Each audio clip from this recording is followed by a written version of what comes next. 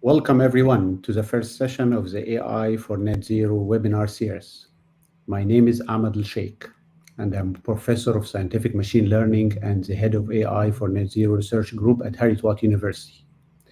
I'm delighted to be your host for this first session of the webinar series.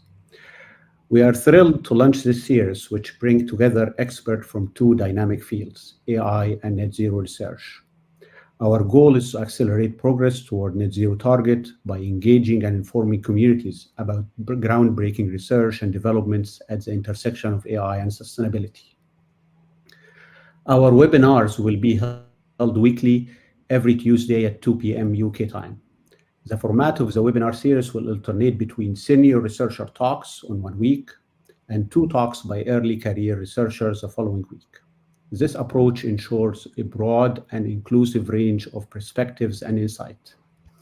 This series is coordinated by a team of academics funded by the UKRI Call on Artificial Intelligence Research to enable UK's net zero research target, including myself and Professor Heiko Balzter from the University of Leicester, Professor Hongjian Sun from Durham University, Professor John Donan from Aberystwyth University, Professor Gregorius Rigas from Imperial College London, Professor Danny Williamson from the University of Exeter, Professor Michael Short from the University of Surrey. Additionally, we are glad to be joined by two early career researchers who will organize every other session, Dr. Sarah Perez from Harry-Watt University and Dr. Amin Zairi from the University of Surrey. Today, we are honored to have Professor Heiko Balzter from the University of Leicester as our speaker. Professor Balzter is the director of the Institute for Environmental Futures at the University of Leicester and a member of the UK's National Centre for Earth Observation. He co-leads the UKRI Land Use for Net Zero Hub. He is currently the principal investigator of one of the projects funded under the UK for Net Zero grants, working on self-learning digital twins for sustainable land management. In his talk, titled Self-Learning Digital Twins for Sustainable Land Management, Professor Balzter will share insights from his pioneering work in this field, and we are excited to hear from him and to kick off this series with such an engaging and timely topic. Before I begin, I want to remind everyone that you can participate in the discussion by posting questions in the chat. We will have a Q&A session at the end of the presentation where Professor Balzter will address your questions. Without further ado, please join me in welcoming Professor Heiko Balzter. Professor Balzter, the floor is yours. Thank you very much, Ahmed, for the introduction. I work in the University of Leicester, and I'm the principal investigator on the AI for Net Zero grant, Self-Learning Digital Twins for Sustainable Land Management. We work together with the University of Bristol and Loughborough University on this project, as well as with our project partners from the private sector. I have to say that I am not an informatics specialist by background. I'm a physical geographer, so my job title is Professor of Physical Geography in the University of Leicester. So I'm coming towards the AI theme from an environmental applied perspective. The grant is funded by the UK Research and Innovation, Engineering and Physical Sciences Research Council. What is the problem we are trying to address in the project? Now, the net zero goal for the UK is basically a legal commitment that the United Kingdom wants to be net zero in terms of its net greenhouse gas emissions and removals from the atmosphere by 2050. And as part of this, there's a legally binding commitment to achieve that balance. From agriculture, forestry, and other land use, or in short for AFOLU it's called in the jargon of the Climate Change Conference, the greenhouse gas emissions from agriculture, forestry, and other land use are about 11% of the UK's net greenhouse gas emissions. So 11% is not the majority of emissions, but it is a non-negligible amount of emissions. 7% of the net greenhouse gas emissions comes from ruminant farming, so that is cattle and sheep primarily, and 4% comes from agricultural use of drained peatland. So where do these emissions come from? With the cattle and sheep, essentially, it is part of the enteric fermentation process inside the animal. So ruminants is a term for animals that have a rumen. So those are animals that can digest grass and turn it into meat, basically, and milk.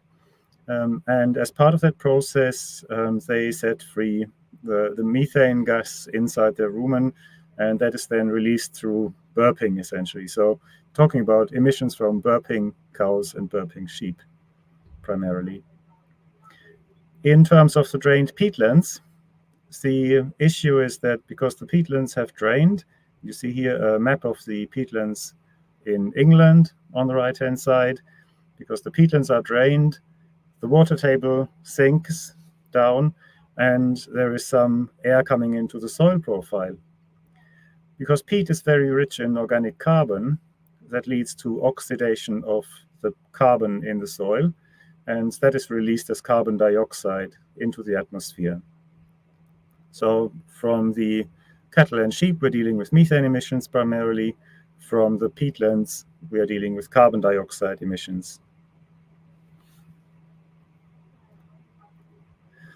To start with, in the project, we undertook a study of the farmers' attitudes to net zero to understand what we need to take into account when we are designing a digital twin to enable decision support to move the UK towards net zero and reduce those 11% of the net greenhouse gas emissions.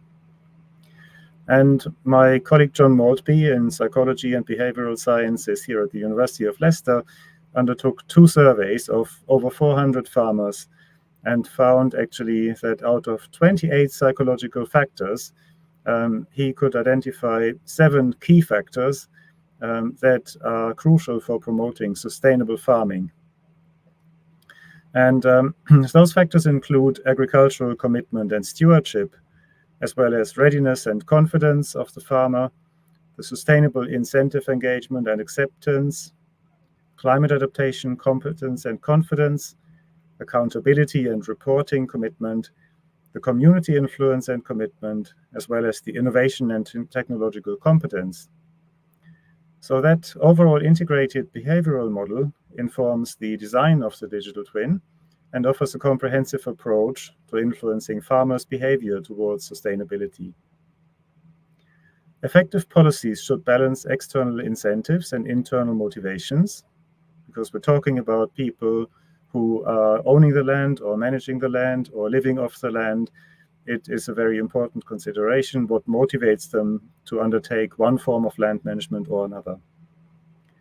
And it is important to recognize that the National Farmers Union actually has committed to achieving net zero already by 2040, so 10 years before the legally binding target of the United Kingdom that is enshrined in law. So there is a commitment by the farming community to help the net zero transition. But it is challenging, especially in those 2 areas of the beef and sheep production and dairy farming on the one side and on the agriculture on drained peatlands on the other side. Why is that? Our field area on the peatland side, and I'm going to focus on this for the purpose of this talk largely, is situated in East Anglia and is shown here in this map of English peat on the left-hand side. If we zoom into the area around the fens, which is shown here, that is the area north of Cambridge going all the way to the sea, which is called the Wash. So it covers areas of Peterborough, Spalding, Wisbech, Kings Lynn, Downham Market, Ely, and St Ives and Cambridge roughly. And that is where some areas of deep peaty soils are found, where the peat is more than 1 meter deep, and some areas of wasted peat are found, where the peat has already been managed for agriculture and drained for a long time and shows sign of wastage. And we have some soils with peaty pockets, but they are not entire peat areas. So that area actually is a very interesting area agriculturally, because it produces a huge amount of potatoes and vegetables for the UK market. So it is important for food security because 37% of all the potatoes and vegetables in the UK come from this one area. But unfortunately, that comes from quite unsustainable agriculture because it causes a large amount of greenhouse gas emissions and leads to the soil degradation of the peatland due to drainage. What are the carbon dioxide emissions from different types of peatland sites in the area like? My colleague Jörg Kaduk and his team in the project have actually studied this for a long period of time, and we have operated some of these instruments you can see here on this slide for a long time in different parts of the fens. Those are eddy covariance flux towers. And that is the way how you can measure the carbon dioxide fluxes between the land surface and the atmosphere directly in the field. So where you see those things that look like three fingers pointing up and pointing down, that is essentially the instrument that measures the turbidity of the air that's moving through there and uses some technique to study the CO2 fluxes in the atmosphere over time. What is shown here are three different sites in the fens. On the left-hand side, we see a semi-natural fen. This is called sedge fen, and that acts as a carbon dioxide sink. So this is kept artificially wet all year round.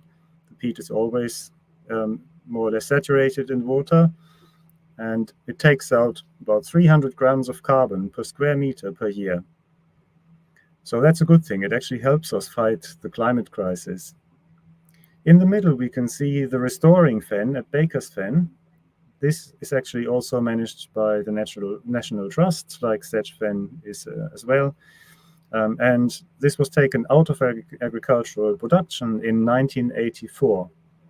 So until then, it looked a bit like the one on the right, where crops were grown there. It was completely drained. In 1984, it was turned into grassland, and now it is being grazed by highland cattle and by conic ponies. And it is restoring to become a nature reserve over time, but it is still acting as a carbon dioxide source of about 314 grams of carbon per square meter per year. On the right-hand side, you see an agricultural fen at Rosedene, and this is a large carbon dioxide source. So this is a field where lettuces and other crops are being grown that end up in supermarkets. And here we have an emission of carbon dioxide of about 760 grams of carbon per square meter per year on average. And that varies a lot depending on the crop type and depending on the land management. So you can see here the profile from going from a natural or semi-natural fen to a restoring fen and then an agriculturally used fen. If we look at the data coming from the eddy covariance flux towers, then we can see here the dynamics over the year from January to December roughly in those three different graphs, and those were measured there over the course of 1 year in different years. 2014-15 in the left graph, 2013 to 2015 in the middle, and 2012 to 2018 on the right-hand side. And we see here that basically in January to about May, before the main growing season starts, in the left-hand graph, we see that being a source of carbon where the line is slightly above the zero line. So it emits carbon to the atmosphere. And then in about May, June time, it turns into a sink of carbon, and it takes carbon dioxide out of the air and locks it away in the plants and in the soil. In the middle, in the restoring fen, there's also a source of carbon up to about May time in the season. In the winter then, as the vegetation grows, the plants take up carbon dioxide for their plant growth, and it removes carbon dioxide from the atmosphere. But then in around September, October, it turns back into quite a significant source of carbon dioxide, and it flips back to above the zero line. And on the right-hand side, we see that for different crop types, the different colors are different crop types, we get quite different seasonal dynamics, where probably out of the crop types shown here, the sugar beet, that is the sort of pink or purple colored line, sugar beet probably is the one that has actually the least carbon dioxide emissions over the course of the growing season here. But overall, the agriculturally used site at Rosenstein emits carbon dioxide under most, if not all, crop types. Now, part of the problem lies in the drainage of the fens, and the drainage, when peatland is drained from its naturally wet state, we see the water table falling below the surface. So usually there is about 1 meter or so below the surface that is more or less free with water, and there's air bubbles in the soil. But the trouble is then you get microbes munching away at the carbon in the soil, and they are releasing carbon dioxide and turning organic carbon that is locked away in the peatland into carbon dioxide. So one of the studies that was quite influential in actually informing the debate what to do with agricultural peatlands was this study by Chris Evans and colleagues that was published in Nature that found that there is an overriding water table control on managed peatland greenhouse gas emissions. And the key graph from this paper for me is this one shown here, where you see as a function of the water table depth below the surface in centimeters, what the greenhouse gas balance is like in terms of tons of carbon dioxide equivalent per hectare per year. And that takes into account a combination of carbon dioxide emissions from the drained peatland, but also takes into account the methane emissions from very wet peatlands. And there seems to be a sweet spot where this black curve, which is the sum of both carbon dioxide and methane, is minimal, and that is about 10 centimeters or so below the surface. So if you were to approach the peatland problem purely from a greenhouse gas perspective, you would say, let's raise the water table to sort of 10 centimeters below the surface. However, that makes the soil so wet that you cannot do farming on it anymore. And therefore, we cannot grow crops on it without actually having specially adapted agricultural machinery and without changing away from potatoes and lettuces and leeks and other crops that are currently being produced there to other forms of edible or usable materials that can be grown under very wet conditions. So the 10 centimeter probably is only achievable if we go for a full re-wetting of the peat. But what we can also see here is that basically if you go from a 100 centimeter water table depth to only 90 centimeters, you already achieve a reduction in greenhouse gas emissions. And therefore, just finding ways of producing food with a higher water table might actually go some way towards reducing those emissions. So why do we want to use self-learning digital twins to address this problem? A digital twin mirrors the physical environment. The digital twin updates itself based on continuous data streams, and it provides insights gained from the digital twin to farmers, to land managers, to policymakers that can lead to action that changes the physical twin or the environment itself. So by creating that digital twin, we are actually changing the real physical world if it goes right. And self-learning digital twins are able to discover new equations in physical models to improve the model of the physical twin. So if we are thinking about the peatland system as our physical environment, the self-learning nature of digital twins is able to improve the way that current models represent the processes in that system.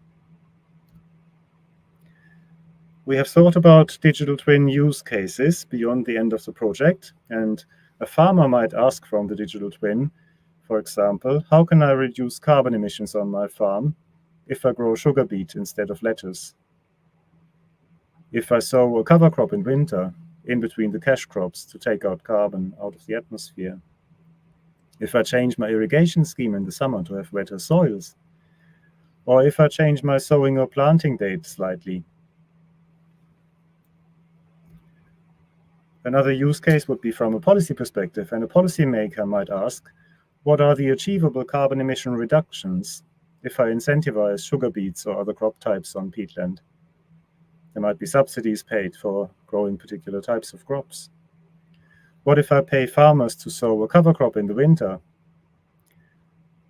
The policymaker might also ask, under future climate scenarios, because the world is getting warmer, how would that influence the sustainability of the policy interventions? So what if the world heads towards 2-degree warming, or 2 degrees, or 2.7, as is the current projection by the end of the century? Is it still working if we are trying to maintain the land use systems on drained peatlands? And what if I raise the water table of drained peatlands from 1 meter to 50 centimeters, say, or anything in between? How much carbon is that going to save going into the atmosphere? We are using the Joules crop land surface model as the core of our physical understanding of the processes going on in these agriculturally used peatland areas.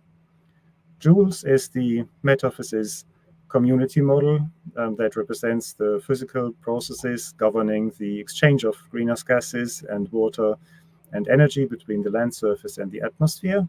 And it is maintained and sort of archived by the UK Centre for Ecology and Hydrology. The Joules crop variety of the land surface model basically has configurations for different crop types that can be optimized for globally important crops. And we are currently working on parameterizing Joules crop for some of the typical crops that are relevant in that area in East Anglia, in the fens. Inside Joules, basically, there is a very complex modeling system that basically looks at weather data, it looks at soil data, and it has a representation of different plant functional types that basically estimate what the net primary productivity is, how much carbon is taken out of the atmosphere by the plant during its growth, how much of that is being put into leaves or stems or roots or is being harvested, and how much of this carbon is being respired, in other words, turned back into carbon dioxide and emitted to the atmosphere. The balance between that respiration and productivity is the net ecosystem exchange. And the net ecosystem exchange is the quantity primarily of interest when we look at carbon dioxide fluxes. So one of the models we are experimenting with is an Earth observation model that Asim Khan has developed in this project. And here, our satellite Earth observation model simulates the relationship between carbon dioxide fluxes and remotely sensed environmental variables, including temperature, moisture, and vegetation condition. And it's based on this simple equation: net ecosystem exchange equals the total ecosystem respiration, so carbon going into the atmosphere, minus the gross ecosystem production, which is the carbon taken out of the atmosphere for plant production. The model considers the current land surface characteristics in its predictions by taking in land use, vegetation health, near surface moisture availability through the availability of satellite data. And it is based on Sentinel-2 data, Landsat 8, and different bands, including the near-infrared, shortwave infrared bands, and some vegetation indices, including the Enhanced Vegetation Index, Normalized Difference Vegetation Index, and the Normalized Difference Moisture Index. In addition to that, we're using land surface temperature from Landsat 7, Landsat 8. And the model was trained essentially with a Python script around the location of the eddy covariance flux towers I showed you in that photograph. And the model basically resulted in a quite good convincing performance here. So in the scatter plot, you see the predicted net ecosystem exchange versus the measured one, the actual net ecosystem exchange. And we get a very good fit between the Earth observation model and the flux tower data at these farm locations. So with this model, we can actually reproduce the terrestrial ecosystem respiration as for the Rosenstein graph here, and the gross ecosystem productivity as shown for engine farm at the top. Why does this matter? Well, because we can actually apply the model to the whole satellite image, not just to the flux tower locations. And we can scale up to field scale with this method very easily. So what you see here is a net ecosystem exchange map that comes from the application of the Earth observation model. And here we can now click on a field and it can give us the aggregated carbon flux between the land surface and the atmosphere based on the current weather data, the land surface temperature data, and the satellite images. The self-learning digital twin technology we are using is called a physics-informed graph neural network, or PIGNN for short. And it is basically a land environment digital twin to forecast the net ecosystem carbon dioxide exchange, the NEE, given a set of environmental conditions at a particular location. The model learns from the physical process model, that's the Joules land surface model in the case of peatlands, to increase its prediction accuracy. And it enables equation discovery through self-learning from new data. So it combines the best aspects of having a physical-based model with the positive aspects of having continuous data availability in the form of Earth observation data, air ecovariance data, weather data, and others. The way we are going to integrate all this into the self-learning digital twin is by feeding land management data. This would be farm scale information that the farmers can upload, Met-Office climate data, flux tower field measurements from the air ecovariance towers, and Earth observation satellite data into a self-learning Joules emulator training data set.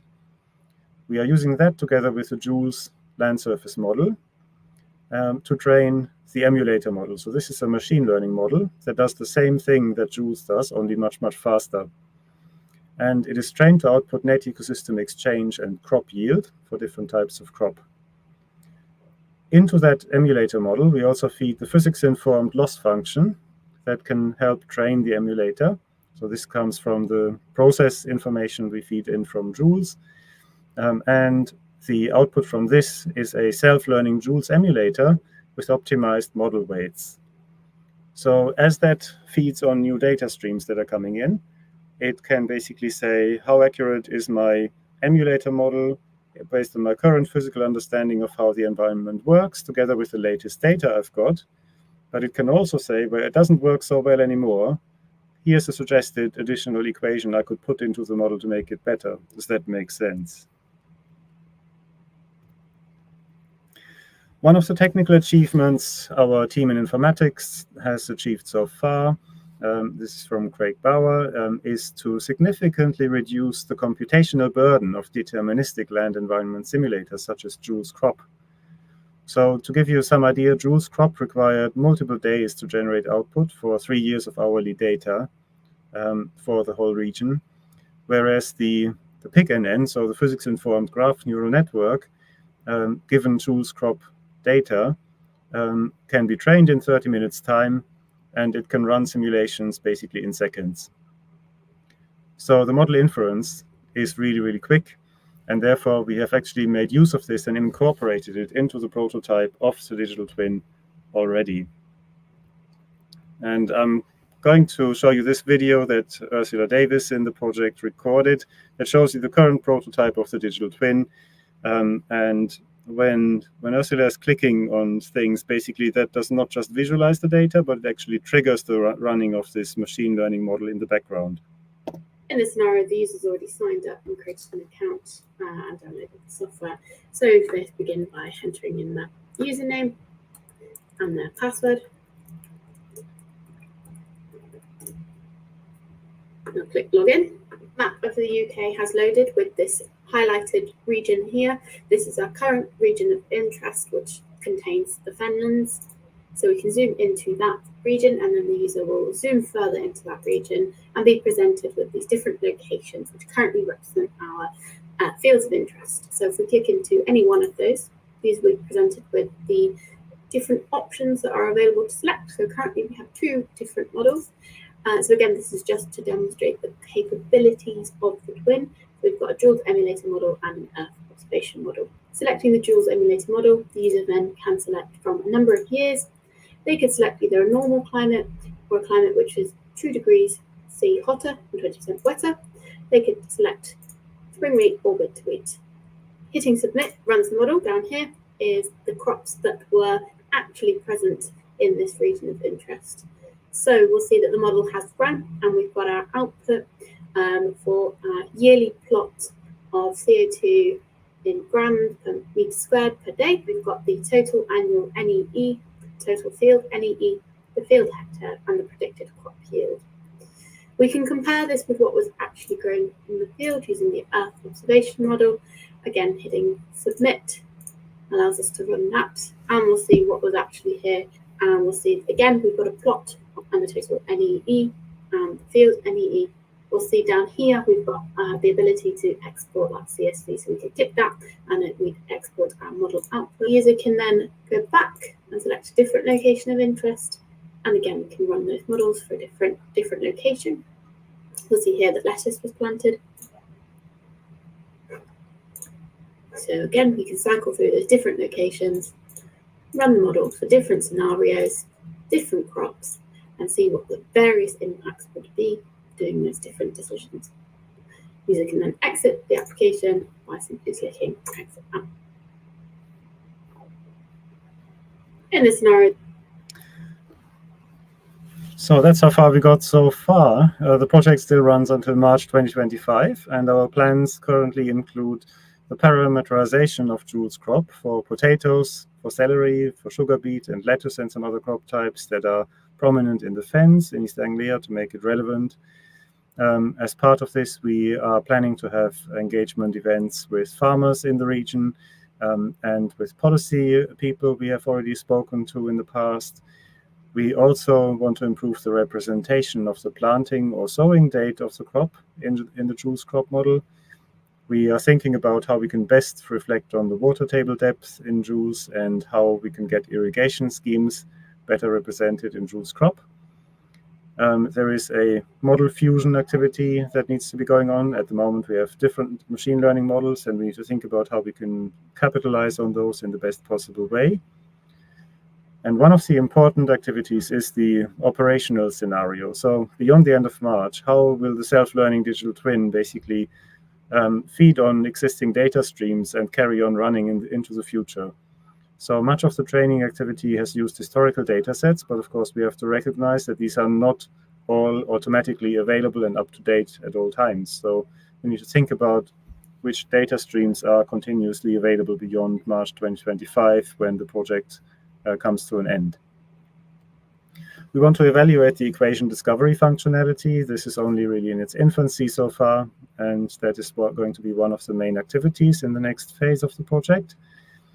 We need to put it all together, so the digital twin integration will also be a big activity. We are planning a co-development workshop with our stakeholders to showcase the prototype and get their feedback. We want to design the operational scenario in terms of servers and access, API and middleware. We already have a community of practice going, so in the project we are holding community of practice events ever so often. And if you're interested in that, I very much welcome you contacting us. We can put you onto our mailing list. Those are open events. And you will be invited to some webinars to go into detail of the technologies we've been talking about now today. And there is AI UK 2025 coming up, so we are also planning to attend that conference in London. So, and I just want to acknowledge all our team members, which are listed here on this last slide. Thank you very much for your attention, and I look forward to some questions and discussion. Thank you, Professor Balzter, for the very engaging and exciting presentation. Please post your questions in the chats if you have any questions. I will start with the first question. How the web interface for the models and like the digital twin have been received by the end users who are not aware of Joule's or all of the simulators in the back end and the hard work which have been done to produce something to them? Sorry, can you repeat the question, please? Yeah. How is the digital twin as simplified user interface have been received by the end users? So far, yeah. Well, this is hot off the press, so we have not spoken to a lot of end users about this model of the prototype in detail. We have a meeting coming up later this week, And we are planning a meeting in East Anglia in July, where we are talking to farmers about this particular system and how the prototype looks like and what functionality they might want to see. So far, I think the feedback we've had was quite positive and encouraging, because it is quite easy to use. But we also need to be mindful it's got to be simple and relevant to use.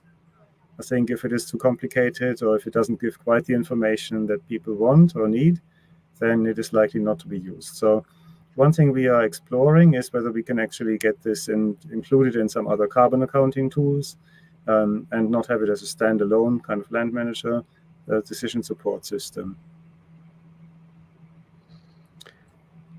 Thank you.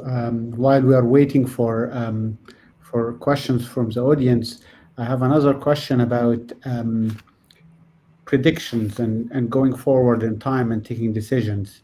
As we are observing some extreme patterns in the future, next year, for example,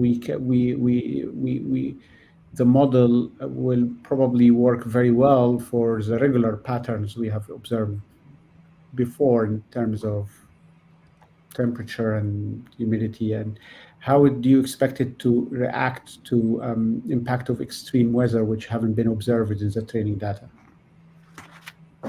Yes, thank you, Ahmed. That's a really important discussion, actually, about extreme events, because on the one hand, we all know climate change is leading to more frequent and more intense extreme weather events.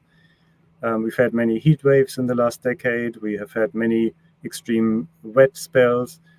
We had all sorts of weather extremes. And of course, we just came out of an extremely wet winter this year that actually leads to crop losses in the UK, significant crop losses. I think the estimate I've seen is something like 25%. So in general, I think models are usually not trained to represent the extreme events particularly well. Most models are trained to get the average conditions right. So I think generally speaking, models tend to perform best if they are close to an average condition, because basically that's what they know best. The danger therefore might be that we are not representing extreme events particularly well. But of course, for climate resilience of policy interventions, it's the extreme events we need to get right. So we're currently working on actually how we can get this in the best possible way into the digital twin. Our strategy so far is that we are saying that we want to use data that is as current as possible, so we can represent extreme weather events in any one particular year in the best possible way. And we want to use the self-learning functionality of the digital twin to help it adapt to new conditions. This is untested territory, I should say. So this is very much on the cutting edge of research. So we need to see how well this works. But we have hopes that it will actually lead to an adaptable model that can adapt to new situations outside the current conditions. That's the hope.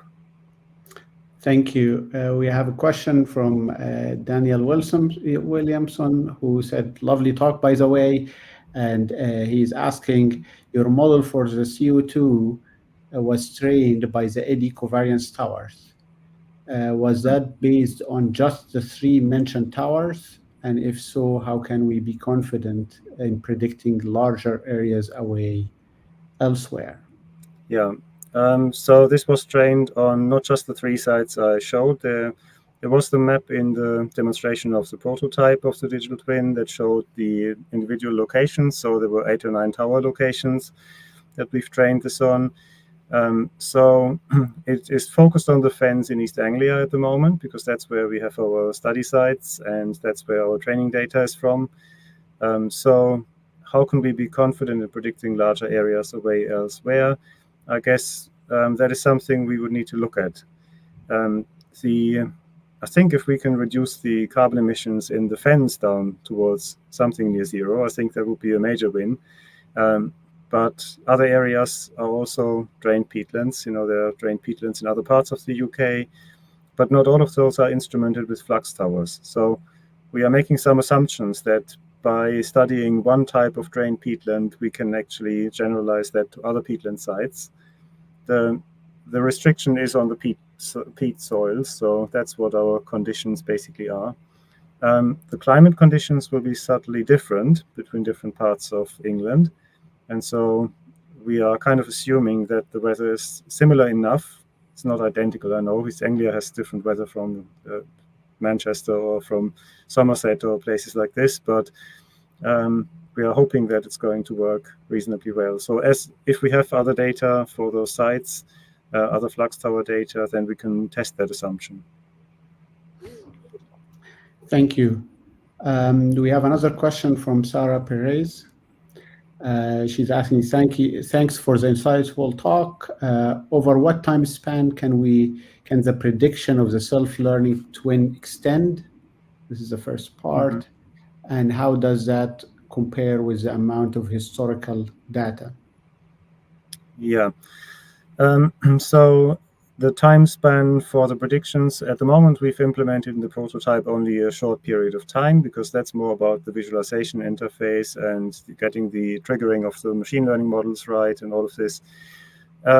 We are looking at generating predictions that go to the end of the current century, so about 2100. This will be partly limited probably by the climate data that we can use. So we are still thinking about the operational scenario, but our thinking is if we can get to the end of the current century, that is generally the time frame for many of the climate impact studies, and would actually be giving us meaningful data on the resilience of land use interventions under climate change scenarios. So there are data sets like the UK chess and Chesscape data sets that can be used for that purpose. And going back in time, again, we would rely on the availability of gridded reconstructions of surface temperatures or air temperatures at grid scale to allow us to do this field scale analysis. But our ambition certainly is to look at decadal change and to look at forecasts at least to the end of the current century. Sarah, I have a follow-up question about the equation discovery. And she's asking, does the equation discovery learned help it in the process of predicting over large time? And any comments on that part? Mm-hmm. So yes, I think we are hoping that it will be, but as I said, this is work in progress. We haven't implemented the full equation discovery functionality in the digital twin yet. So we have to see when we have that coded in. We have a plan how to do this, but it's just a case of getting it into the model and evaluating what the equation discovery tells us to make sure that it does make sense. And then we can basically run it over a longer period of time and see what equations the PIG-NN might suggest we add to the model, basically. So it is and that's part of the Blue Skies research aspect of the project, I guess, that we want to test this quite novel technique of the self-learning digital twins for this particular application. Self-learning digital twins so far, from what I've seen, have been largely constrained to very simple models. So they have been using physical models that have one equation with only a few terms. They have not been used for very complex scenarios, and of course the natural environment is always a very complex system where everything interacts with everything else. So watch this space, Sarah, and I can tell you more about this in March next year. And I have one more question, and it's actually a step away from the research. It's more about the bigger picture and accounting of CO2 emissions in general. And this is kind of like, what's your vision about utilization of AI tool in accounting? And should these tools be certified in some way, because we're going to be measuring or taking decisions on it and financial impact? Mm-hmm. Responding to that. That is very much an ongoing discussion that is very relevant to this project. The accreditation or certification question is really, really important because if you compare the carbon accounting methodology to your bank statements, for example, you wouldn't want to trust an AI to give you an accurate bank balance based on an estimate that it learns from training data. You want your real bank balance, So I think with the carbon accounting, the same is true. You need to make sure that the artificial intelligence that on the one hand enables you to recognize very complex patterns and give you quick answers on very complex questions actually gives you something that is meaningful. And there needs to be some guidance, I think, how the system can be used. So for me, I think that is a key aspect of the use case of the digital twin, that we need to make sure that there is no danger that users are going to use it in a way that is not intended.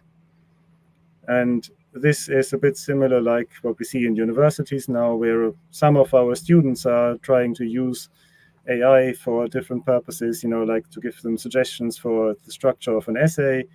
And sometimes they use it in an appropriate way, and sometimes, unfortunately, there are cases where they use it in an inappropriate way that needs to be investigated. And so the issue is that with very clear guidelines how to use the digital twin and what it can be used for, I think there's a role for it because it can help the decision-making process. It does not completely remove the need for ongoing monitoring programs to sense check that the digital twin still works and still gives us something that is plausible, I think. So the physical measurements, cannot stop. We need flux tower data. We need the research programs taking those long-term measurements. And that is really, really important to make sure that the AI stays on track and we can basically remain trusting in the AI to give us meaningful results. So certification, there are no current guidelines I'm aware of how we could do this, but I think it is very much a topic in the AI community that is being discussed, and especially in terms of the environmental AI, I think there's a very ongoing topic around certification. Can we come up with something, how we can do this? That's probably how much I know about it. So yeah, it is something that needs to be done. Whether we can certify an AI, I'm not entirely convinced. But I think we definitely need to think through the use cases and can it be misused or used in an uninformed way to lead to undesired outcomes. Thank you, Professor Balzter, for sharing your insight with us today. And thanks to all the people who asked questions and all of those who joined us today in the first event of the AI for Net Zero webinar series.